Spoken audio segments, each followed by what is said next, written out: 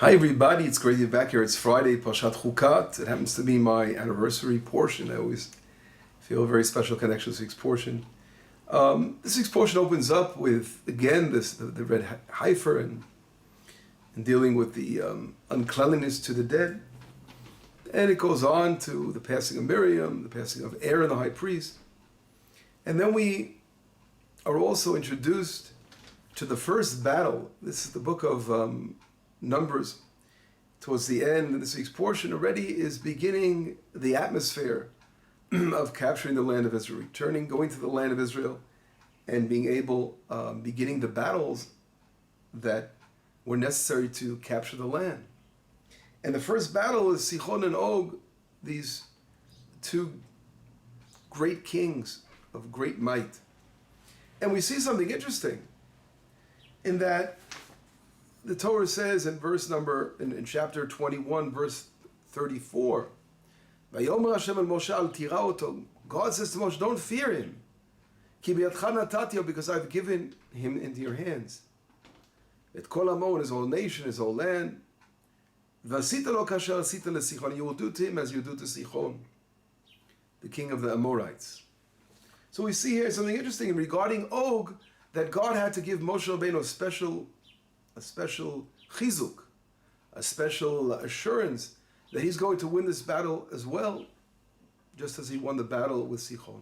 Again, these are the first battles that begin the actual conquering the land of Israel, as we see in the book of Joshua, when Joshua and Elazar, the Kohen, the son of Aaron, and they're dividing the land, and they have to capture the land, divide the land. In the book of Joshua, they actually mention that the first part of the division of the land, they mentioned Sichon and Og, which was Trans-Jordan, right? Which was on the other side of the Jordan, where Moshe Rabbeinu obviously did enter that part of the land of Israel. Now, again, the question is, why did Moshe have so much fear? He needed to be strengthened when it came to Og. And the Talmud brings down the fear of Moshe Rabbeinu was that something about Og, he had a special merit. And what was the merit of Og? And the Talmud brings us back to Abraham when he had the war against the battle of the 4 and 5 kings. Og was the Palit, the one who survived the Mabul, they bring down, the flood. And they say that he came and they told Abraham that his nephew Lot was captured, and Abraham went and go and rescued him. So he had a merit, and Moshe Rabbeinu was afraid of that merit. Now, when Chazal tell us that Og survived the Mabul, and he was that, again, he was the one who the Torah is referring to as the Palit. Again, it doesn't necessarily have to be that same individual. It could be on a spiritual level, that same philosophy, that same lineage, something there that connects, because again, it was many hundreds of years before. But there's something very deep about Chazal when they tell us these kind of things. And here I heard a beautiful teaching of Rav Castiel, which I did mention in last week's Torah as well. And he mentions that there is something very important now. As Moshe Rabbeinu, begins the capture of the land of Israel, there's a challenge, and the challenge is the leadership, which was represented within these powerful kings. That versus the leadership of Torah Yisrael, the leadership of Torah, which represents Moshe Rabbeinu represented. And here the challenge, this great challenge of having to overcome that tfisat olam, that ideology of Og. What was that ideology? Well, there's a verse, and I'll read the verse in Amos, or Amos in English, chapter 4, verse 1. And Amos says, Shim'u hadavar hazeh. Listen. Parot haBashan, the cows of Bashan. Bashan is the Golan Heights, right? That's Og Melech Bashan. Og was the king of Bashan.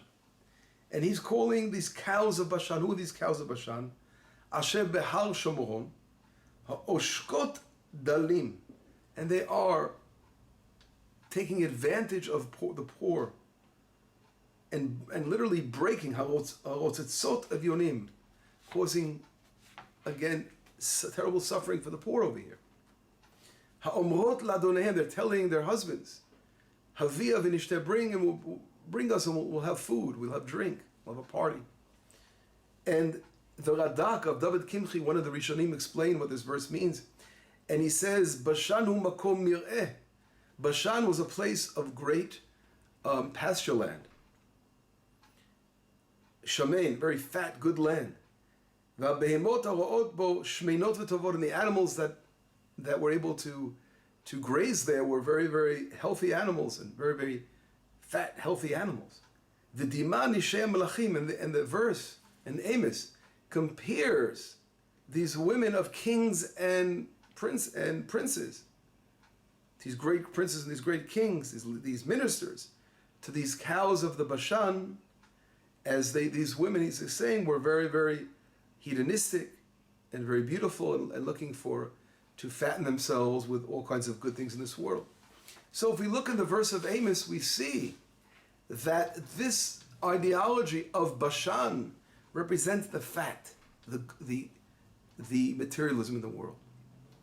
And on the other side, we have Moshe Rabbeinu, who is fighting against this kind of leadership, this kind of ideology, and is trying to show that there's much more to the world than the materialistic side of the world.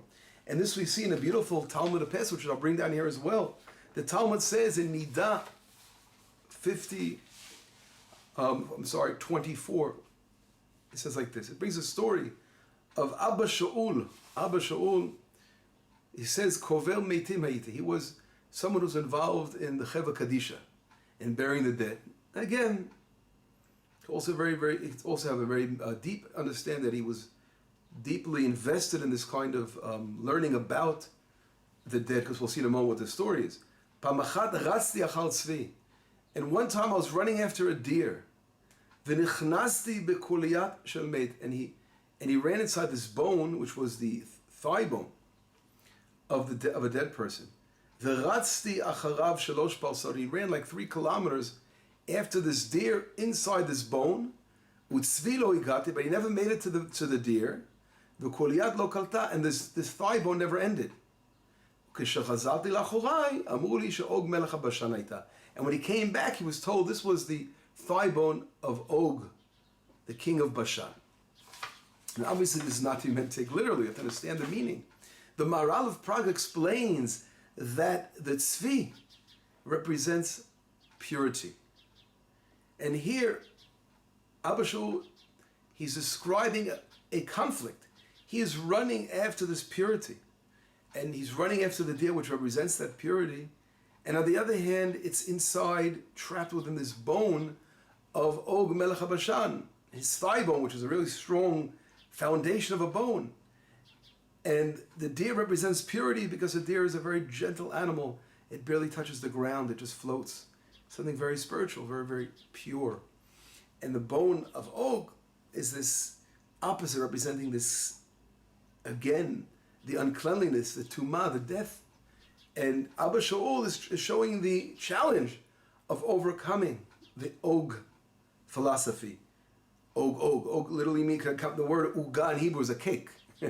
Also, Og reversed is Gimel Vav Ayin, means to death. So Og has that whole materialism, that world that passes, that world that is limited, that world that doesn't give us, again, any true value, because it's all going after the things of face value, the things that are very, very mundane in as far as materialistic and external in this world. And that conflict of Og Melech HaBashan, that tumah that he's representing, is exactly this week's portion when the red heifer bringing the ashes to purify over the dead, because the death is represented in that materialism. And these cows, these unclean cows have to be burnt and allow for the leadership of Torah, of purity, of spirituality to take over. And this is really the beginning of the capturing the land of Israel, returning to the land of Abraham, right? That's really going all the way back to the story of Abraham to show that Abraham was always around and never died. As we say, the righteous never die. Abraham's philosophy and purity that he passed down to his children was always here. The Midrash also talks about how Og was saying, Abraham and Sarah can't even have children, and there's nothing going to come out of them. And here we see that philosophy of going back to the land of Abraham, of the philosophy of divine fear and purity is the one that overcame this Og Melech HaBashan. And therefore, we see in this next portion how Moshe Rabbeinu begins the battles of the land, and the first thing that had to be contended with was burning the cows of the Bashan, of eliminating that very, very dangerous force when leaders in politics are based only on financial aspects and not thinking about the more important things about spirituality, how to be good people in the world, and ethics and morals, being close to Hashem. That's how we have to build a country. That has to come first, and therefore Moshe Rabbeinu had to eliminate that evil force, and he personally contended with that battle against Og, as our rabbis tell us in the Talmud of Brachot, that he tried to, again, take a whole mountain and throw it on top of the people of Israel, and the mountain crumbled upon him. A miracle took place, and that, of course, is a spiritual concept in itself, which represents that whole philosophy crumbling and destroying, again, the ground. What was it? It was a mountain, and that crumbled by the ants. Little ants went in and they ate the mountain away, and that literally was the philosophy of that materialism crumbling before their eyes and allowing the Torah, the light of the Torah, to come and shine forth. Anyway, this is a little touch of an important teaching, again, about understanding the beginning of entering the land of Israel, and by Moshe Rabbeinu, leading Am Yisrael forward for capturing the land, inheriting the land. Shabbat Shalom, B'sorot Tovot, let us hear good tidings, and B'sorot Tovot, as we say in Hebrew, good news very, very soon about the continuing of the building of our land. Shabbat Shalom.